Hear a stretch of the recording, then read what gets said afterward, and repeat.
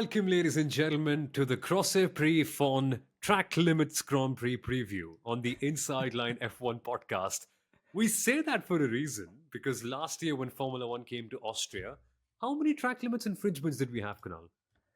Oh. I know the number. Come on, you know the number as No, no, well. no. I mean, it was over 1100, close to 1200. 1200 is the There you number. go. Interesting. The race that forced the FIA to employ AI. They actually realized humans can't do this job in real time. We need artificial intelligence. And then voila, we had artificial intelligence solving track Yeah. limits. Is this going to be the first time Formula One comes to any Grand Prix of this problematic scale in terms of track limits with AI? I think it is, right? Because all the circuits we've had so far this year, kind of okay. But this place, you know how many penalties we had here for track limits? Nine. And you won't believe it, but Kevin Magnussen actually didn't have the biggest penalty. In fact, he gained a position even though he got a penalty. He only got a 5-second penalty, whereas Yuki Tsunoda behind him got a 15-second penalty. So there we are. Kevin Magnussen went from P19 to P18 because he got a track limits penalty. What a guy. Wow. Only in Formula One. But you're right. This is where the scale of F1's AI solution for solving track limits will come very handy. And I also believe, okay, all seriousness, so that people know we know our stuff and from Formula One as well. Between turns 9 and 10, which is the last two corners, there is a gravel trap which is 2.5 meter wide, Yep. which is a Formula One only solution. They will remove that gravel trap when the bikes go racing, Samal. Was it there when you were there at the Kushmani test in Austria a couple of weeks ago?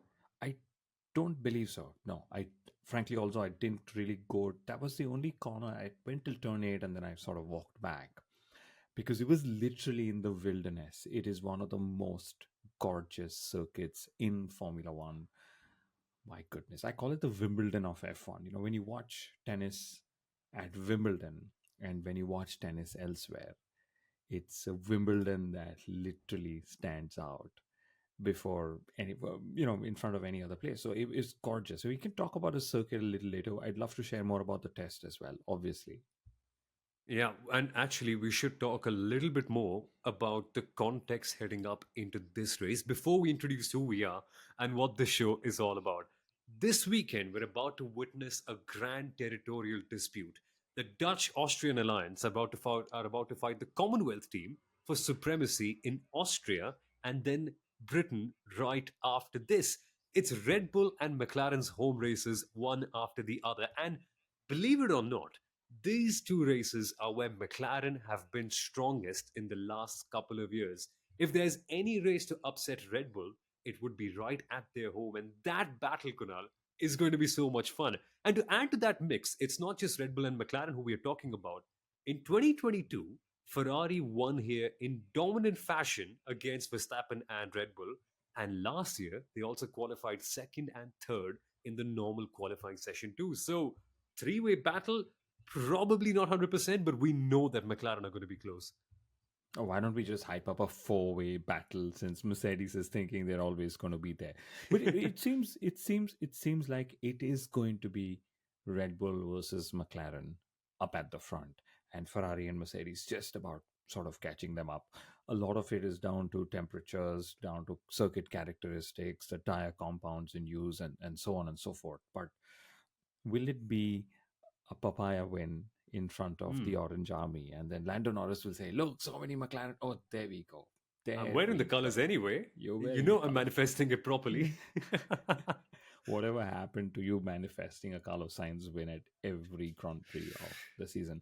But Samuel, You don't hurt me like that. Come on. 4.5 minutes in, this is where we cue the introduction. Let's go for it. We should. Ladies and gentlemen, this is the Inside Line F1 podcast. My name is Somal Arora. I'm the voice of the MotoGP Indian Grand Prix, which I desperately hope comes back early in 2025, among other things as well, including being the commentator for the Indian Racing League, the Indian Supercross Racing League as well, and many other national championships in India. The other voice you were hearing is the man who started this podcast. Well, Kunal Shah has been the former marketing head of the Force India Formula One team. And he's also currently an FI accredited Formula One journalist who's working as an F1 consultant and producer for the Viaplay network in Norway. That sounded a little bit confusing to you? Let me simplify this. Whatever content you see on the pre and post shows on all the Viaplay shows is made by this guy. So you're listening to someone who knows his Formula One. I've put you under a bit of pressure now, Kunal, haven't I? But nothing like soaking up Formula One pressure. You wake me at 2 in the morning, and I should know my stuff. That's But what we makes are my at what? yeah. Aren't we at 2:30 in the morning anyway? That's the time Somil Arora is awake in Indian Standard Time, and it's the opening. Can you imagine somebody actually said a Dutch Austrian alliance taking on the Commonwealth alliance? My It goodness, I would have is. never thought of these things. But this is what makes you so great, Somil Arora. Thank you for doing what you do. No, well, the compliments fly both ways, as will the track limit penalties. But we should come back to one more thing. In this episode, we're not just going to talk about the things you should look forward to in this race, but we're also going to get a very special clip from the one, the only, the most famous Austrian in Formula One. Debatable, but we'll talk about that in a bit. Dr. Helmut Marco. We're going to listen to him when he was on our podcast this time last year, talking about the story of how Red Bull racing truly came alive and his conversations with the late, great Dietrich Mateschitz. That is going to be on this episode later on, so stick around for that. But I think we should begin with the talk of the town, right? The two-way battle between Verstappen and Norris. It couldn't have gotten closer. 2.2 seconds is genuinely mind blowing. But hear me out. Spain has not traditionally been McLaren's best circuit. Austria, on the other hand, is where last year McLaren went from being sixth in the constructors right up to getting their first podium and then following it up with a big result in Britain as well. We know McLaren are good here. They know it as well. So, what are we looking out for? Will McLaren Lando Norris deliver that perfect weekend, which is what we're hoping for? No safety cars, nothing, the best starts, the best strategy, the best wheel to wheel battles. And what better a circuit at to go racing against Max Yeah. Verstappen and Red Bull Racing than Red Bull's home race? There will be hordes of Dutch fans in the Orange Army or in the orange t-shirts and caps, the Orange Army Yeah. as we call it. There will be, what are those, smoke bombs? Is that what we call them? The flares, The yeah. flares, yeah. And I mean, just the atmosphere aside, the circuit in itself offers so much character, so much history that it represents, so many opportunities to go racing. I mean, it's incredible. I absolutely love this circuit, Somil, and the challenges also that it offers. Maybe we should probably even get to that, right? Because there is low speed, there is medium speed, there is Hmm. of course high speed stuff. It is the shortest lap time on the Formula One calendar. I think 62 seconds is what it took a couple of years ago. Last year was 64 seconds. Uh, well, out of the 10 corners on the circuit, just two of No. them, there are just, well, yeah, well, one sec. Yes, I knew you were going to say this, but let me say officially, there are 10 corners at this circuit. Debatable. But you were Debatable. Okay. saying. Yeah, but debatable. Okay. Out of which, just two are left handed corners. Okay. I Yeah. absolutely love that about the layout. Okay. And the debate that I'm on your side with, Somil, is turns 2, 5, and 8 are not really corners because they are flat out. Exactly. Turn two is blatantly not a corner. Not even in bikes where they just don't even lean a little bit. Now it is in bikes because they have a chicane over there because things got a bit too scary and Valentino Rossi almost died. Thank God the chicane is here, touch wood. But it's not really 10 corners. And the tricky part about this is that we see a different variety, as you rightly mentioned. Turn one is slightly medium to high speed, but when you get to the later parts of the circuit, the proper turn two gets very slow. The proper turn three, I know they're officially three and four now, but they get so slow. And the thing is, around the outside over there, we've seen so many cars thinking they can make a move, but eventually you can't. And it's that dicey little spot where you feel you can go for something, but in reality, it's tighter than you think it is. And that's where we see some great racing. I can remember Albon and Lewis Hamilton in 2021. Perez also tangling with him. I think it was 2022, if I'm not mistaken, Yeah, Albon I and believe so. Perez. Yeah. And that one corner produces so much racing action. And with these cars, where it's easier to follow, and if there will be any difference in strategy and tire compounds, we will surely see a lot of racing action. And that just excites me so much. In fact, I'm going to bet on this very thing that you just said. Into turn 4 and turn 5, the right hander which goes downhill, we will have at least one car that'll get tagged, will probably spin away, or will take the gravel trap, take the exit road, and rejoin. That's probably what's going to happen. But just to add a little more about the circuit is just 4.318 kilometers long. Okay. For such a short circuit, Somil, there are three DRS zones, and the DRS zones actually equal up to 1.75 kilometers, which means 40% of the circuit is DRS zones. Yeah. Isn't that And the rest beautiful? is and the rest is sausage curbs, Yeah, basically. well, yeah, that's true. And in fact, I'm glad you said sausages, because this is one of those circuits which is the heaviest on the vehicle suspension. Now, how often do we actually get to see that, right? Because Yeah. curb riding is very important to getting a quick lap time. But there are these sausage curbs where the height of the curb is is the main challenge for these cars, and the speeds at which you sort of ride them. So curbs is important, and then three DRS zones, so three very heavy braking points. Braking is crucial, but because it's a short lap, Samuel, you need more cooling solutions for the brakes. Okay. And when Yeah. you cool the brakes too much and you sort of use those cooling solutions, you actually end up needing more tire warm up. So a single lap tire warm up in qualifying is very, very difficult to get. And then guess what? Short circuit, 20 cars out on track, Q1 in qualifying is going to be a traffic nightmare. And one last thing, can you imagine the tow that one could get Yes. around this? Okay, three DRS zones. That's what. And I think Red Bull will.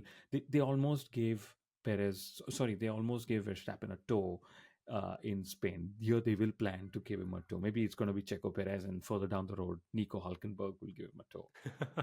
But doing so is going to be harder because when you're in that middle section where you've got those couple of really quick corners that are almost flat out and the Red Bull giant bull in the middle of it, over there, there's barely any inside line. There's only one proper fast line, and that is where you start preparing for the lap ahead. So in qualifying, which there are going to be two of this weekend because it's a sprint weekend, we are going to see lots of cars impeding each other for sure. It happens every year. It will happen this year as well. But I'll tell you what happens every year again, a battle in Austria. I can only cast my mind back to 2019, where we saw the first proper duel between Verstappen and Leclerc. And because this circuit is so wide open, because it has so few corners and so many DRS zones, you can actually send a move and make it work. Now, this is the one thing that we've been missing in the battle between Verstappen and Norris. When you think about it, what does it take to beat Red Bull? So far, they've only been beaten twice. In one instance, it was an ill timed safety car that cost them. In the second instance, it was a circuit characteristic that just didn't allow them to run the car in the way they wanted to. Monaco. Now, we've never seen Norris and Verstappen fight it out wheel to wheel against each other with a similar pace difference. Because in Barcelona, McLaren were compelled to go longer. They had no other choice, right? They had to go in the clean air. Austria is one circuit where you can follow. I like the sound of this, Kunal. Yes, and I think I think one key takeaway, and one of the things we mentioned in the Spanish Grand Prix review, was that McLaren needs a strategy, needs to execute a race where they are hounding, pressurizing Max Verstappen for a Yeah. longer duration of the race than just the last 10 odd laps that they did. So Hmm. last, whatever, 10% of the race that they did. Of course, this is assuming that they are following Max Verstappen. If Norris just gets it on pole and, starts from pole and keeps P1 at the end of the first lap, it might just be difficult for him to keep that P1 purely because of the characteristics of the circuit. What you mentioned, it's easy to throw in a move, it's easier to follow, lots of straights, 3 DRS zones makes it just that much tougher. But It's possible, and we'd love to see that. We'd love to see that wheel to wheel battle. And what you mentioned about throwing a move, I mean, we love Spa for the gradient that it offers, right? Spa is about 102 meters from the lowest to the highest point. Austria is 64 odd meters. And one of the gradients where it's most visible is when you go up to turn three and you come down to turn four. You could Yeah. literally see one wheel on the inside, the front wheel, the front right wheel, almost lifting off. And isn't that just such a pretty sight? So, one of the fastest cars in the world is literally doing a wheelie of sorts. But I think it is going to be Norris versus Max Verstappen. Although I have a feeling Oscar Piastri is going to bounce back. He's literally, for the first time ever since his debut last year, had one weekend where he was nowhere. And he himself has claimed that it doesn't make sense where I was not quick. Could it be two McLarens in the mix? Could it be Piastri taking the fight not just to Verstappen but also to Lando Norris? And he really needs that. And Norris needs that as well, because Red Bull Racing are surely going to be handicapped up at the top. Even though Sergio Perez probably hasn't had the best form this year, we don't. I mean, you do expect a comeback, but it's highly unlikely given the circumstances we find ourselves in. It's far more likely that Oscar Piastri can elevate himself from where he has been in Barcelona. And Norris will need that badly, because if there are two McLarens up against one Red Bull racing car, it will really upset the apple cart. Imagine a scenario where Norris does get pole, Verstappen is second, and to force Verstappen into a really weird spot, Piastri is in third. That is what teamwork is all about, because you then eventually keep one car up ahead so that it can slow Verstappen down and really not get him to box in an ideal scenario.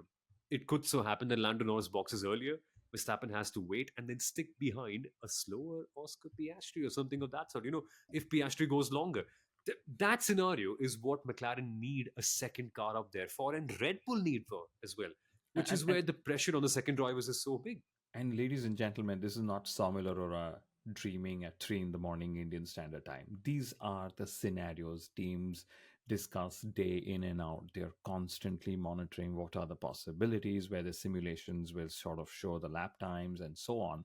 And they build on these possibilities. Like George Russell said, I saw Fernando Alonso make a similar start at the start from P4 in Spain, and he just Mhm. channelized his inner Fernando Alonso. But for all the McLaren fans, here are two key stats. The last McLaren pole was way back in 2000 with the two-time world champion, Mika Hakkinen.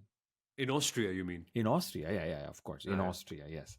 The last Wow. McLaren win in Austria was way back in 2001 with David Coulthard. Can you We've also imagine? had on the podcast. Yeah, we've of course actually both of them we've had on the podcast. Yeah. Very proud to say that, but yes, okay. My God. And this is again one of those circuits where just because you're on pole doesn't mean you win, because in the last 12 races, just 5 of them have been won from pole. However, 8 out of the 12 races have been won from the front row. And in 2020, where we actually had two races thanks to COVID at the Hmm. race, there was an Austrian Grand Prix and a Styrian Grand Prix, right? And the record books will always say just one winner of the Styrian Grand Prix, but the truth is they were just the Austrian Grand Prix, right? Hamilton won from fifth, Bottas won from fourth, and in 2018, Verstappen has also won here from fourth place. So, sort of more grid positions open up for once, and that just shows how volatile this Grand Prix can be. And just by the way, if any driver starts out of the top 10, 0 times out of 12 races has the top 10 won at the Austrian Grand Prix. Man, my bets on Nico Hulkenberg are gone now. Oh no, Yeah, wait, he always is in the top 10 here, isn't he? Last year, yeah. yeah, Go he on. didn't he qualify fourth in sprint qualifying here last year. Yeah, exactly. And in fact, Mick Schumacher's best race, where he went wheel to wheel year with Hamilton, wasn't it? A couple of years Yeah, ago, exactly. was here in the sprint. And Haas's best result here was in 2018 in the Grand Prix format. Grosjean was fourth, Magnussen was fifth. So they've literally come to a circuit that the team pretty much likes. And I go on. legitimately have a doubt. Is that because there are less corners? Like, No, And genuinely. 40% of the circuit is what do you say, DRS zones. No, but I think Yeah. in I mean, of course, 2018 to now is a long shift in philosophies and so on. But in general, Haas has done fairly okay. I mean, Nico Hulkenberg, what, 4 5 times he's been 11th in a Grand Prix, which is not too bad, I would say. But yeah, and of course, everything gets complicated with the F1 sprint that's this weekend. So there's one Yeah. practice session, then we've got the sprint shootout, then we've got FP. There's another practice session, then we've got a sprint race, and then we've got the Grand Prix, right? And I absolutely love this, Somal, because the big challenge, and Brazil 2022, when Red Bull got it wrong, we always remember that. Oh, will Red Bull get it wrong one more time? They've never gotten it wrong after that. But bet still out on whether the sprint race is fun or no. But I still think that just one practice session is great because the teams have to make a compromise. Do you work on all the areas of the car, or do you just work on the areas where you can get maximum lap time out of, Hmm. and you can get the best setup compromises? And I sort of just love that you don't have time to build efficiencies in your models. And it just so could happen that instead of Red Bull getting it wrong, McLaren might get it wrong.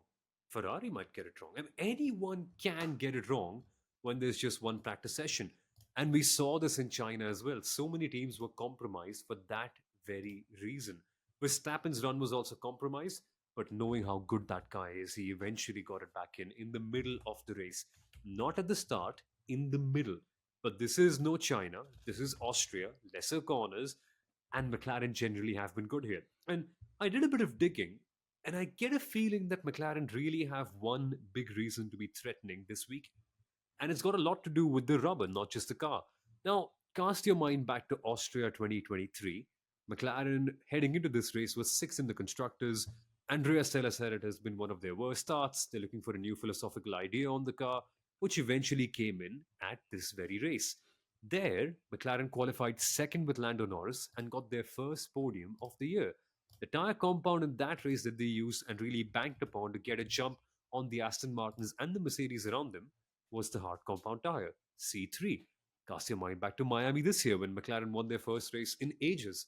The mediums really worked out well for them. What tyre was it? The C3. This time, of course, in Austria, we always tend to use the mediums and the hards. And guess what? The hards, once again, are the C3 compound tyres. Now, there's no proper data way to validate this. We always have to wait and see if it works out well. And obviously, conditions make a major difference. Austria this weekend is going to be far cooler than Miami was. And there is a feeling that it might be cooler than last year as well. But again, last year it rained, and in the race it was sort of a weird environment. This year it's not meant to rain officially, but there is rain in the area. But keeping those rain factors aside, generally McLaren have been quite decent on that particular tire compound. And knowing the way things have gone, it could be a real big strength for them heading into this weekend. So really, watch out for McLaren on that hard compound tire stint. I think it's going to be interesting to keep an eye on. And this is fantastic stuff. This is exactly why people love the content we do, to understand these red threads, as we call it, these insights or these trends that we catch. It's the C3 compound, as you put it. Let's see how they go this weekend, because the C3 is the hard tire nominated compound this weekend. And you started this whole point by saying maybe McLaren will get it wrong. I think they've gotten it wrong, or they've been challenged and fallen short several times for them to turn around and now literally say, you know what, we're going to go get it right. We're going to go get pole. We're going to try and dominate a little bit for our own selves. And to just add a little more perspective, after Spain, Max Verstappen said, we cannot get it perfect all the time. We cannot Yeah. get the perfect start, make the perfect overtake, make the perfect strategy each time. That's a lot of pressure. And then he ended it by saying, we need to add more performance to our car. So Max Verstappen, ladies and gentlemen, is actually being challenged by the resurgent McLaren team, and at the moment at least by Lando Norris. Man, it's going to be a good fight. It's going to be a really good fight. And we should talk about predictions in a bit. But let's actually listen in to one Helmut Marco before we talk about Ferrari, Mercedes, and all the other teams. And also Alpine. We have a lot to talk about them as well. But here's Helmut Marco, who was on the Inside Line podcast a year ago. talking about the formation of Red Bull Racing and how he spoke to Dietrich Mateschitz and made it all happen. Let's listen in. Mr. Mateschitz is from the same area in Styria, very near to the Red Bull ring, so there was a connection, and I don't know exactly how it happened, but motor racing is expensive, so Mr. Mateschitz said, let's do something for the young people that they can afford this sport. And that's why we started the Red Bull junior team, and it was mainly to support young drivers. But when first Red Bull bought Jaguar and a little bit later Minardi, the approach was a different one. We said, okay, now we have to have a goal, and the goal is we must find drivers who can win a Grand Prix. Not only is that we support them, to win a Grand Prix. To win a Grand Prix is a criteria. To win a championship, you never can predict. It's depending on the whole package. How good is your chassis? How good is the engine? How strong is the driver? But that was the aim. So we changed the approach. We were going for more performance, and if the people didn't perform, we had to stop our support. And and then it was melting together. Junior team, Formula One, everything came together. It was, of course, perfect with Minardi, or in the early days, Toro Rosso. The aim was to give young drivers a chance, because in a top team, you can't go in a top team without any experience. And there was Franz Tost, who did this job very well. And looking to the past, we have now Vettel with 4 championships. We have Max with 2. Hopefully a third is pretty soon following. So the whole system was a success. And it was not only on the driver's side. We also started with a new approach. We said we would like to do it different. And one thing was Christian Horner, who didn't have any experience as a F1 team principal, but he was very successful in Formula 3000. And from there, we built it from scratch, I would say. Actually, it's so interesting. You've scouted drivers and a team principal as well. Very interesting. On that front, actually, I want to start out at the very beginning, because with RSM Marco, right? That's after you got done with your racing career. I read in the middle that you managed some top drivers like Gerhard Berger and Karl Weidlinger, and then you started your junior team. But was that how Mr. Mateschitz approached you? Like, hey, I have an idea. Why don't we do something? It must have been something like that. I can't remember exactly. He was in Graz, where I live, and he stayed in the Schlossberg Hotel, and we had the presentation of Karl Wendlinger's F3 outfit, and there the discussion started. Yes, and then in the end it was, why couldn't we do something together? But Dr. Marco, on that front, you must have looked at it and been like, "Wait, why do you want to do this?" Because again, it's so absurd, right? If you tell it to any outsider that there is an energy drink brand that sponsored drivers and then had their own team and won so many championships, it just sounds absurd. But did it ever click to you that, hey, this is not as weird as it sounds? It's a little bit weird, yes, I agree, but we have to come further back. St. Marijn in Mürztal, that's the place where Mateschitz lived, is very near to a hill climb race, which is called Alpe race. And in the early 60s, Jochen Rindt, the world champion, the first Austrian world champion, raced there. And Mateschitz watched this race, and there were also little ice races, in winter when the fields were frozen, and ski errings with spikes and things like that. So there was already a passion which was in Mr. Mateschitz's mind, or however you say. And when his company was getting successful, He was, of course, always a fan of extreme sports, and so motor racing was a clear, good opportunity to place the product placements. And then with a lot of passion, but the main thing, we both had the passion for motor racing. And that's went through all the development. It was always the passion which was driving him, was driving me, and we wanted success, but in a not success under all circumstances, success which is built up and which, yeah, which also was fun, because I remember the first championship with Vettel, it was such a surprise in Abu Dhabi. He was not the favorite. Favorite was Alonso, and the, the man with the second most points was Webber.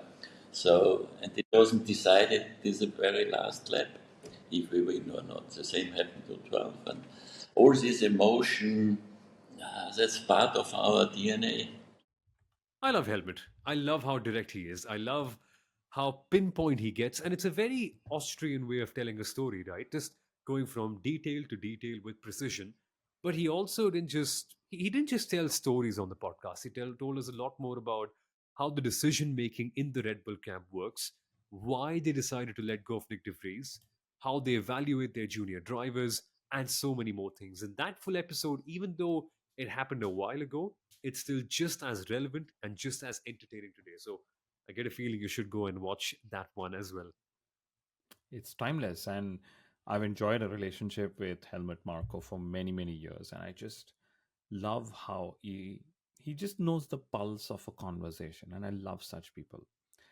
And usually there's some faff, then some pulse, and then some faff in regular conversations, right? Like how's the weather? Oh, what did you do today for breakfast? And oh, how are things? And then finally, Yeah, by the way, Somel, that by the way moment with yeah. helmets always, by the way, I have five things or three things that you want to discuss happened, and then all the niceties come in. So the niceties do come. You just have to wait for it. The order is a bit reversed out there, but it's an absolute Wait, delight. One of the only English podcasts to have had Helmut Marco, and it's definitely one of the feathers on our caps on. it is. And I just have a question for you, since you've spoken to him a lot more than I have. What's the weirdest thing you've spoken to him about? Like, or the most random stuff? Have you guys spoken about a meal or travel destination or something like that ever?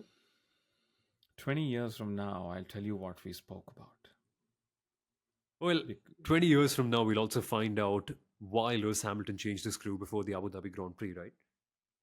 No, wait, yeah. how many years are left now? Wait, 15. How many years were left? I forgot. Well, we'll go back to the replays and find out. Or you'll tell us in the comments anyway. We know you love us that much to respond to us. But we should talk about Ferrari, shouldn't we, Kunal? Yes, we should, because they keep talking about themselves. And of course, they've sort of a little bit of an implosion with their drivers getting a bit angry. Frederic Vasseur was surprisingly taking sides, saying, Charles didn't really lose out on anything with that attack from Carlos. And Carlos was cheeky that he attacked on a lap when they actually had agreed pre race to save tires. But irrespective, they need to find performance. And something we all know, performance, especially upgrades, is relative in this sport. So if somebody else makes a bigger step than you do, and even if you've made a step forward, technically you've not made a step forward when it comes to Yeah. lap time. So for Ferrari, the team with most wins, 6 wins here, most poles, 8 pole positions here, they definitely need to be in the fight. Can you imagine a Ferrari versus McLaren battle for the ages, for all the good old fans who are still waiting to cling back to the sport, along with a Red Bull Racing in the mix? Wouldn't that be the perfect cocktail? All Yeah. the good old purists of the sport, who've been following since the 60s and 70s and 80s, like yourselves, even though it was 40 years before you were born, right? Uh, versus all the new age drive to survive induced or led in fans who probably are following just the most recent teams who have succeeded.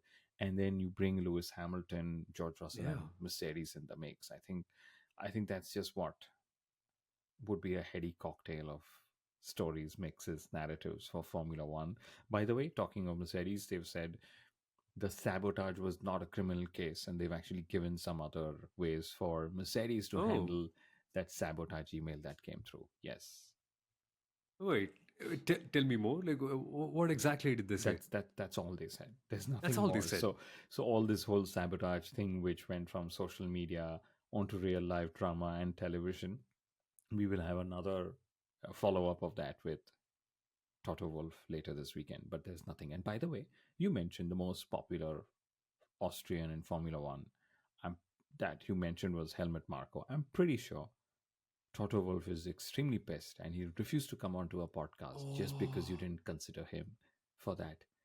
There you go. Yes. yeah. Oh, I forgot he's an Austrian as well. How can I do that? He, Yes. ah, No, oh, but that's that's okay. silly of me. But But Kimi this weekend, Antonelli, go go ahead. on. I was about to say that this weekend, Christian Klein is also going to be remembered a lot for his TV work. And isn't it Alexander Wirtz who's a part of the Drivers' Commission? Yeah, GPDA. He's the He's chairman going to of be pestered a lot for track limits. So I he's going think to be one of track the more limits famous might ones. not be that big an issue this weekend if the Do solutions you work bet? fine. We'll see. We'll see at It's the end of the race. We'll see on Monday. We'll evaluate this point and put it in our checklist. but But you were saying something on here Kimi. on Kimi and Toto Yeah. Wolff. It almost seems certain that Kimi is going to get the ride, and very interesting how I think Jacques Villeneuve put it, and I'm growing to understand this philosophy more. Is Kimi Antonelli getting a break in Formula One is also because of Toto Wolff's ego. So what all has Toto Wolff won? He's won races, he's won championships, he's built the best car, the best engine. They've done all that, but Yeah. they missed out on Max Verstappen. Max was talking to Mercedes and to Red Bull, and he just signed with Red Bull, and the rest we know is history. Now, Yeah. Toto Wolff wants to be that guy who's found the Max Verstappen of the next generation. Could this be where Kimi Antonelli comes in? And I don't know why we call him Kimi Antonelli when that poor lad's name is Andrea Kimi Antonelli. Okay. But that's one of those things which hopefully we'll sort of maybe have some news in the driver market. I believe Carlos Sainz to Williams was waiting to be announced last week, but Flavio Briatore was suddenly announced out of nowhere. And One hence maybe, second. Can you say that Flavio crashed the Sainz announcement? oh my goodness, he Did he? did. Yeah. And now Flavio Briatore, I get a feeling he's going to sell the team with him being the team boss, even if he's not the team owner in terms of shares. He's probably going to help Alpine get a sale or going. Or if Alpine continue to stay, Bruno Famin better be scared because Flavio Briatore is coming for his job. Well, why don't we talk about Alpine now that we're on that subject anyway, right? We were speaking about Ferrari and having internal tussles over there, and Sainz and Leclerc both attacking each other. But at Alpine, they're now testing other drivers for their seat. They've tested Jack Doohan in free practice. Mick Schumacher is expected to be in, actually, not expected, he's announced to be in the car in some time as well, testing the old Alpine. And I just wonder now, what direction are Alpine going in? They are considering putting a non-Alpine engine in an Alpine car, which basically means uh, a factory team is about to outsource its engine making to another team, which defeats the purpose of why they are a factory team. And they're looking beyond their driver academy, which has great drivers, for someone else. And we saw that Jack Toon is having a pretty decent year. We saw that Kushmania had a great Formula One test as well. Of course, it's their due diligence to evaluate Mick as well, but I'm just confused about where they can go potentially and what is the next way out for them, even though they've been improving in terms of the car perspective. I mean, Gasly's scored points 3 consecutive races. They had both the cars in Q3. They know they've got one heavier chassis, which they keep, or one heavier part of the car, which they keep alternating between the two drivers. And the interesting thing is, Alpine has become the third fastest team in the pit lane in 2024. They've had two Wow. second pit stops, so they are in the whole pit lane championship that Formula One maintains. They are just third behind Red Bull and Ferrari. So Alpine are making steady gains, trying to come back. And I just think if Mick Schumacher was to ever get a second shot in Formula One, it's going to take a Flavio Briatore who did all the magic with his father at Benetton in 1994 and 1995? If there's a big if there, but yeah, there we go. But we had Christian Danner on the podcast a few weeks ago as well. And Christian Danner is a former Formula One driver and one of the most legendary German commentators, very well respected in the paddock. And he said that he's not quite sure of a second chance for Mick, even though he respects his work and even though he likes it. I'm paraphrasing a little bit, but he feels that the boat has sailed by. It'll be a little absurd if Alpine do end up going back to him, but again, we'll see. But before we go to predictions, Kunal, it's heartening to see Alpine really make the gains, right? Double Q3 in Barcelona, getting double points as well for the first time. In the same environment where other teams like Sauber are getting more investment but are not able to make the same operational gains, it's kind of nice to see Alpine get back to where they are, and they've sort of cooled down the internal conflict that's been going on as well. So say what you want. I think Famin is doing a pretty decent job given the circumstances he's in. Well, I'm going to reserve my comments because I still feel they need. There is more to come. No, of Yeah, course yeah, there yeah, is. yeah, yeah. Of course, the trajectory is what matters. Just because they've had a bad start doesn't mean we keep kicking them down each time.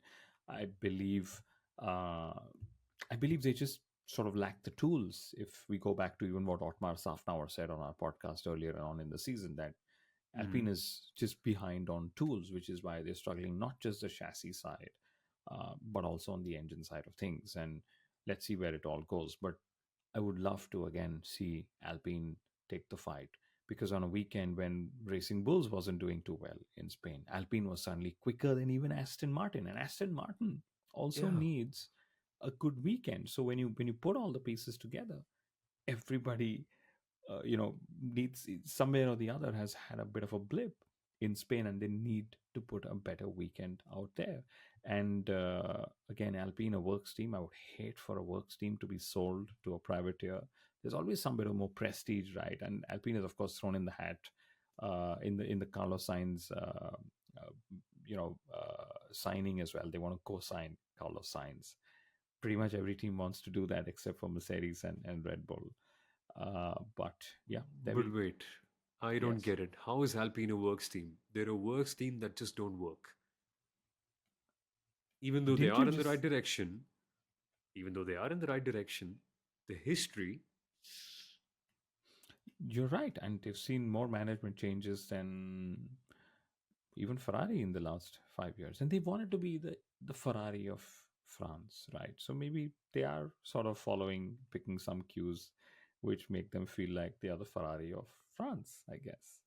not bad, not bad. And it's only perfect that they hire a really old and masculine looking man who's got the best white beard and a reputation for being extremely angry but very decisive as well. It sounds like what Ferrari did with, oh man, how can I forget his name? Arriva Bene. But it's a similar sort of profile, isn't it? But Flavio's more racing than Arriva Bene was. But Flavio also came from business, didn't he? Yeah, Similar Flavio. comparison. I mean, Flavio came from business and he comes from, I think, the best school of communications because he said something like, I think I'm a genius in Formula One.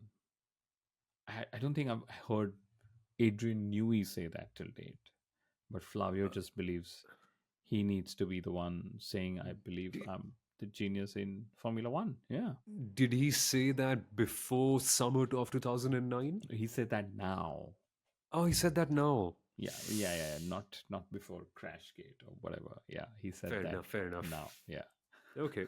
Again, we both get the right to reserve a comment each in every episode. I think I'm going to reserve my comments for this one. Yeah. But predictions, we can't reserve anything over there. Of course, the heart always manifests a Carlos Sainz win, but this time for real, my mind is going Lando. I've been impressed by everything that's been happened. The qualifying lap in Barcelona was amazing.